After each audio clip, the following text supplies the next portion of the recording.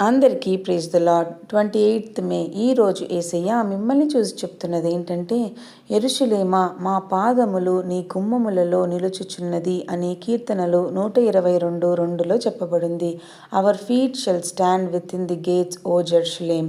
ఈ కీర్తనను దావీదు రాశాడు. యెరూషలేము దేవుని సన్నిధి ఉన్న పవిత్ర స్థలముగా భావించబడేది. దేవుని మందిరానికి చేరుకోవడం వల్ల కలిగిన ఆనందాన్ని ఈ వచనం తెలియజేస్తుంది.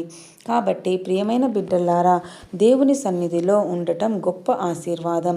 దేవాలయానికి వెళ్ళడం కేవలం ఒక ఆచారం కాదు, అది ఆనందం మరియు ఆత్మీయ సమాధానం. చిన్ని ప్రార్థన. ప్రియమైన పరలోకపు తండ్రి, నీకు స్తోత్రాలయ. నీ సన్నిధిలో ఉండే ఆనందమును నాకు అనుగ్రహించుము తండ్రి. నా హృదయం ఎల్లప్పుడూ నిన్ను వెతుకున్నట్లు చేయుము తండ్రి.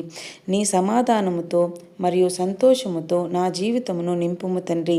యేసు నామములో అడిగి వేడుకుంటున్నాము తండ్రి. ఆమెన్.